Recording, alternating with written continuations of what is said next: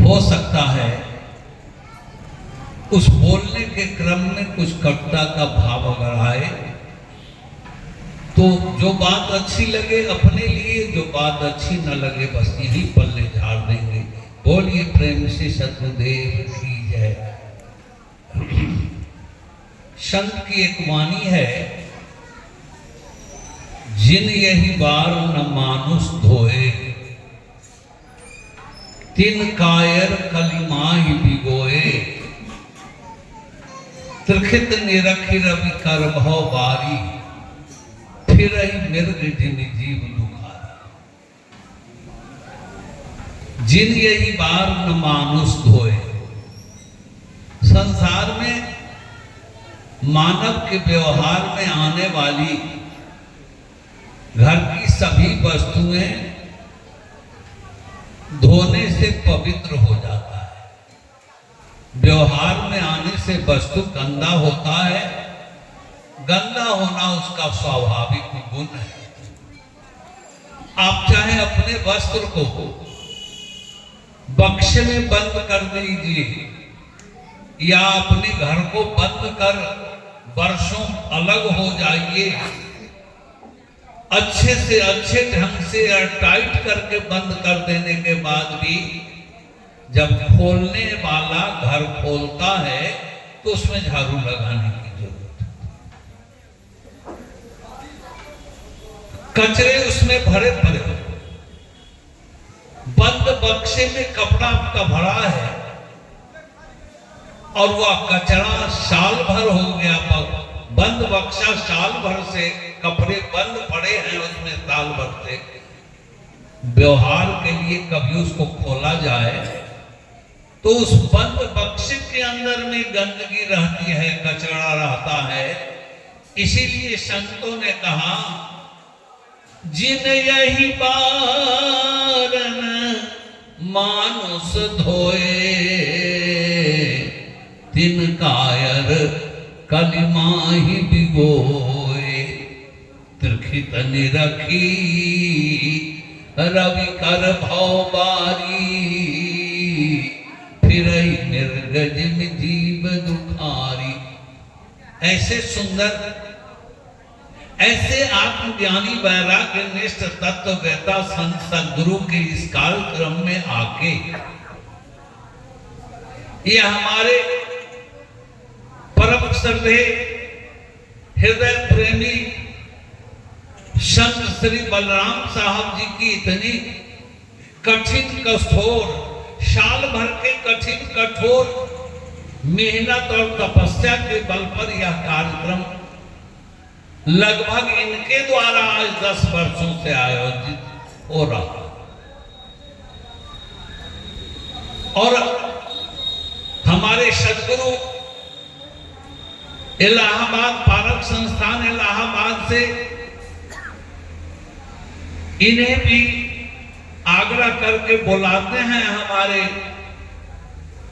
बलराम साहब। बहुत बहुत साधुवाद है, शुभकामना है हमारे बलराम साहब। ऐसे सुंदर कार्यक्रम को पाके भी, ऐसे सुंदर आत्मज्ञानी वैराग्य निष्ठ तत्ववेता संत सद्गुरु के पाके भी, जिन यही बार ये अवसर है, ये मौका है, ये अवसर मिला है, ये सौभाग्य है हम सभी का, जिन यही बार न मानुष धोए। बच्चे का गणतर होता है, जिस पर बच्चे पैखाना पेशाब करते हैं वो भी धोया जाता है और धोने के बाद वो भी साफ हो जाता है। आपका बिस्तर जिस पर आप दिन रात उठते बैठते हैं, लेकिन बिस्तर भी साफ किया जाता है, सब चीज धोने से साफ हो जाता है। सेम एज संत सद्गुरु ने कहा है कि ऐसा सुंदर, ऐ महान भावों, ऐ महाशयों, ऐ तमाम प्यारी आत्माओं, ऐसे सुंदर सत्संग में आके संत सद्गुरु के मुखार बिंद से निकली हुई ज्ञान गंगा प्रवाहित हो रही है। और ऐसे सुंदर अवसर पाके भी हम अगर अपने जीवन को कृतार्थ न कर सके, जिन यही मार्ग मानो धोए, कृतार्थ क्या करना है? मनुष्य के अंदर में उसकी दुर्बुद्धि, मनोविकार, वासना और तृष्णाएं, काम, क्रोध, लोभ, मोह और अहंकार, ये भरा पड़ा है। इनके दाग, ये दाग क्या लगा है जो धोना होगा? ये विषय के दाग लगे हैं, वासना के दाग लगे हैं। इल थिंकिंग, बुरी विचारों का, चाहे अनचाहे, डायरेक्ट या इनडायरेक्ट, हम कुसंग में हैं और हमारे अंदर बुरा विचार है। बाबा धाम जाते हैं या किसी भी धाम, अयोध्या, काशी, प्रयाग, वृंदावन, मथुरा, द्वारिका, हरिद्वार, ऋषिकेश, बद्री, झूला, जहां कहीं भी आप जाते हैं, जाना बुरा नहीं, लेकिन इन जगहों में जाके क्या हम अपना सुधार कर पाते हैं? बाबा धाम जाने वाले बाबा धाम तो जाते हैं, बोल बम का नारा है, बाबा ही एक सहारा है, कितनी पवित्र नारा है। लेकिन बाबा धाम जाने वाले मांसाहारी, ये बकरे खाने वाले, वहां गंगा जल लेके जाते हैं और जब जल निशान करते हैं, लेकिन अब उनका नारा पल में बदल जाता है, बोल बम का नारा है, अब बकरा ही एक सहारा है। इन्हें पहचान करने की जरूरत है। हम जिस किसी भी धाम क्षेत्र में जाएं, उसमें हमें क्या करना है? हमें अपने जीवन को परिवर्तन करना है। हमारे अपने नीचहीन, गिरी हुई विचारों को उठाने की जरूरत है। चाहे आप जहां कहीं भी जाएं, प्रयास हमारा इतना होना चाहिए।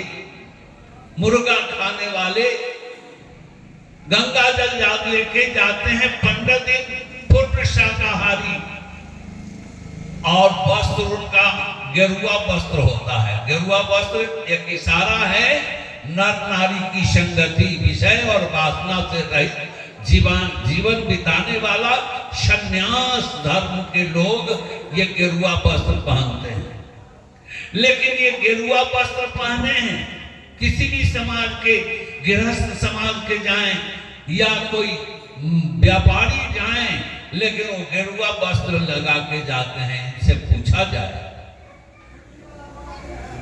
ये बैरागी है क्या? ये विषय से अलग हो गए क्या?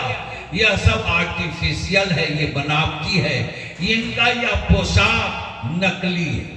दारू पीने वाले जाते हैं, गेरुआ वस्त्र लगा के जाते हैं, 15 दिन ये दारू नहीं पीते, और जब बाबा धाम पहुंच जाते हैं, अब इनकी खोज हो जाती है, नारा चेंज हो जाता है, बोल बम का नारा है, बाबा एक सहारा है, और तत्क्षण चेंज हो जाता है नारा, डाइवर्सन कर जाता है नारा इनका, बोल बम का नारा है, अब बोतल ही एक सहारा।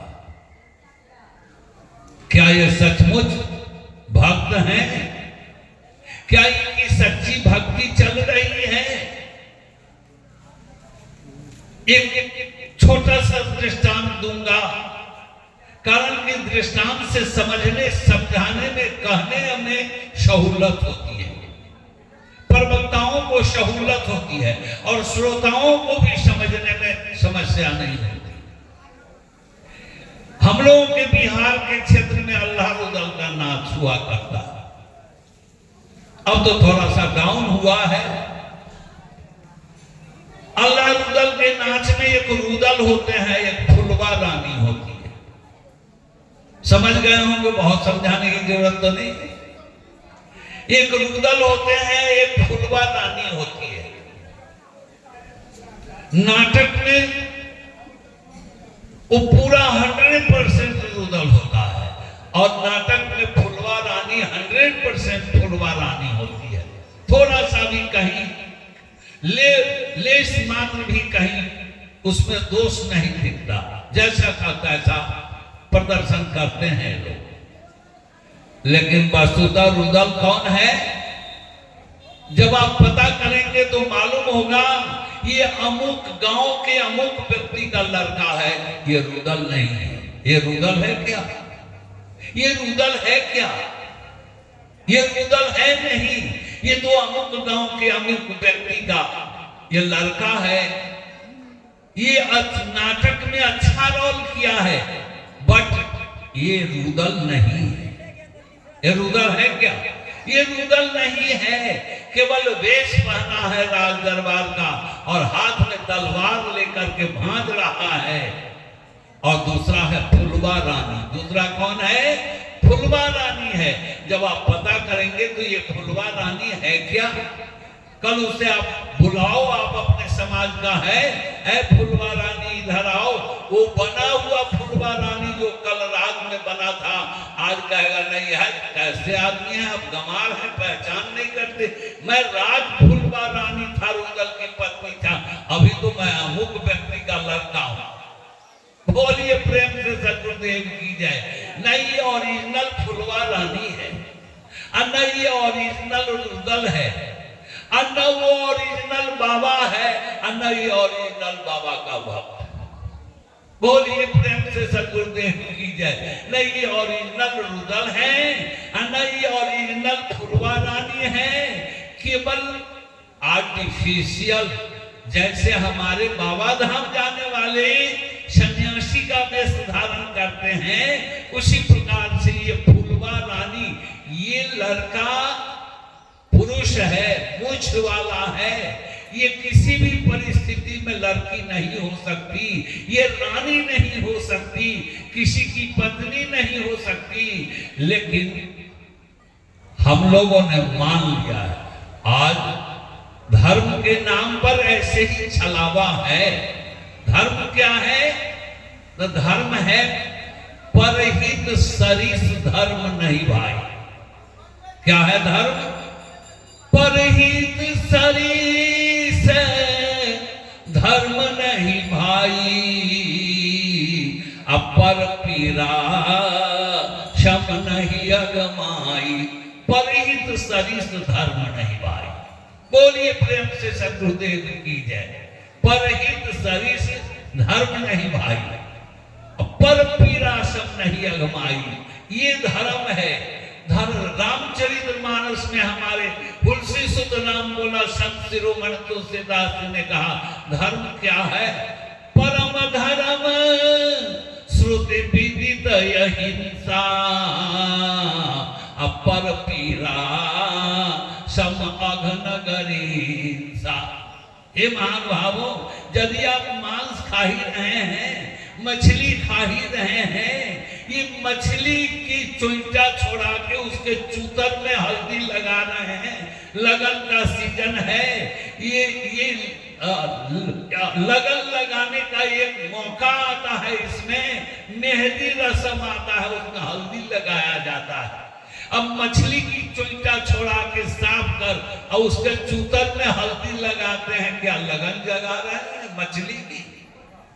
ये मछली का विवाह आपसे होने वाला है क्या? हे महानुभाव, यह हमारी जो दृष्टि है, कुदृष्टि है, हमारी जो कुव्यभिचार है, हम जो व्यभिचारी हैं, संतों ने कहा, जिन यही बार न मानुष धोए, तिनका कलिमाही निगोए, त्रिखित निरखी रवि कर भाव बारिया, फिर ही निर्ग जिन जीव धोने की क्या जरूरत है?